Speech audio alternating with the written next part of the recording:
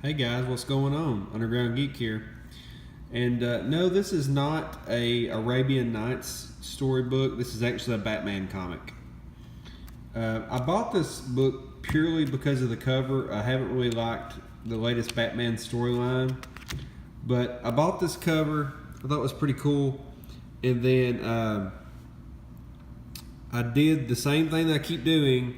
I'm running this problem right now because I've got too many good comics. There's too many good comics out there here recently that DC makes and a couple that Marvel makes. I don't know what to talk about. So I'm trying to figure it out. So if you could help me what you guys want me to kind of review about, talk about, and give my opinion about, that'd be great. Because I'm literally looking through here and it's like, I've got to read these. I'm getting behind. And then I read one and goes, oh, I need to talk about this. So I'm running into that issue. It's a good problem to have, but still. This is the Rules of Engagement, Part 1. Now, this is more of the rules of engagement. He's engaged. Batman's engaged. But look how cool this cover is. I love the Batman versus Superman Nightmare style Batman here. It's awesome. They know what they're doing. You notice a little name here? You notice Tom King. Whoa, Tom King wrote this storyline. So we start off here, and I'm kind of throwing back a little bit, but I have to say that after reading this comic, this could very well be a movie, and I would love it. If they did this storyline with Christian Bale's character and Anne Hathaway's character, I would love it. If they did it with Ben Affleck in a Wonder Woman, I would love this story. This would be a great movie. This would be like maybe the middle to beginning of a movie here, and it'd be great. But anyway, so he hands her the shotgun. She says, she was a good horse. Says, yeah, she deserved better. Takes a swig of his water. Yeah. He's very solemn.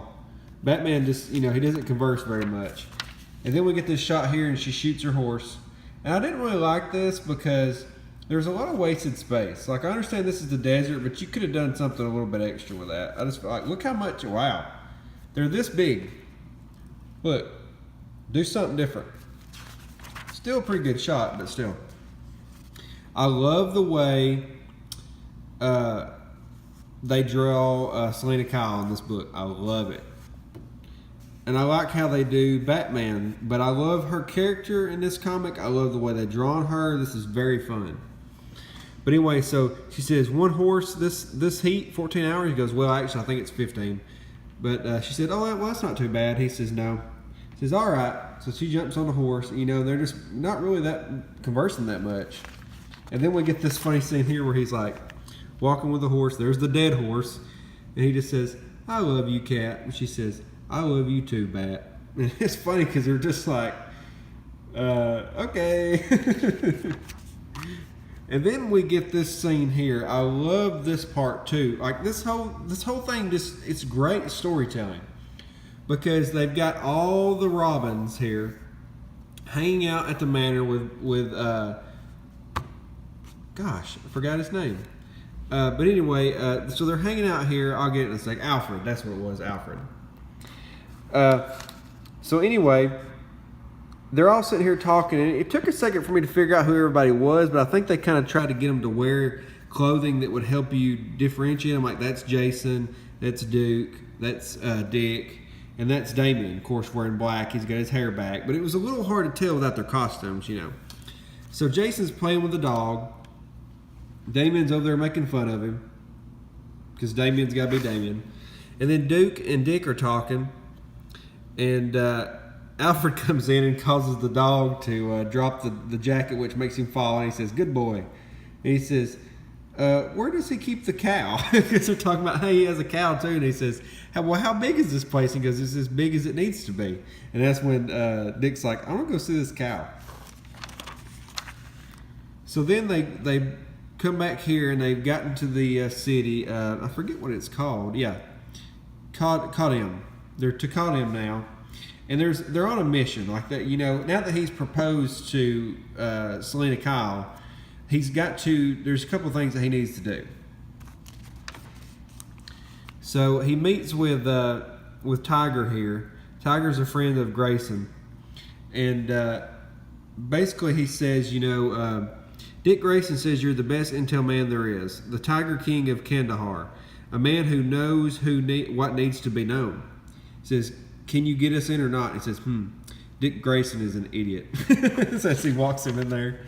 And so then we cut back to, he says, there's something going on that I don't really know if I can tell you guys or not, but I've got you here. And they keep talking, they keep conversing. He says, well, Master Wayne has proposed to Miss Kyle. She has accepted. And they're just standing there. Look at the dog. Look at Duke. Jason's like, what's happening? He proposed to who? And it says, David says, what the heck did you just say? And the dog's still sitting there like, what's happening? So then they meet this huge guy here, and he says, look, you know me, Tiger, a long time. The kind of money you are offering, I'd open the gate for any man, but this is no man. Look how big that guy is. He says, that is Batman. And there's Selena all hugging up on him and stuff. You know, I love how they do the whole, the couple. They have a lot of chemistry. So he's fixing to get off. He's fixing to go whoop this guy. And she says, Bat. He says, Cat, please. All right, but be nice. I'm always nice. See, look how they are. I love that. She jumps off, stares at him from down below. Meow. I love that shot. And he says, I am the guard in the desert, appointed by the Justice League of America. I've turned away heroes. I turn away villains. I turn away armies. And if he wants to fight to bleed, I will turn away the Batman. But you are a little girl. Please, whatever you're supposed to do now. Do you want to dance?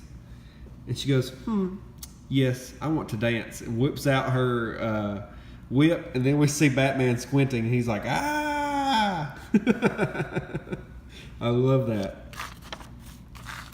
So then we cut back. And Alfred gets a phone call. And it's Superman. He says, yes, Master Clark. I see, of course. Yes, well, this is most unfortunate. No, our communicator is, I'm sure, perfectly functional. Oh, sadly, he's incapacitated right now. Oh, Scarecrow gas, yes, he's in his system, resurfacing. He'll be out for hours, perhaps days. And they're just like, why are you lying to Superman right now? And so there's the dog. I love that dog. Look at that dog. He's sitting there, he's staring at Jason slobbering. He's like, you want to play again? And he says, yes, as soon as he recovers, I will inform him. So he gets off the phone and he goes, that was Superman. He reported that 2 minutes ago there was an authorized incursion in Kadam, where Batman is now.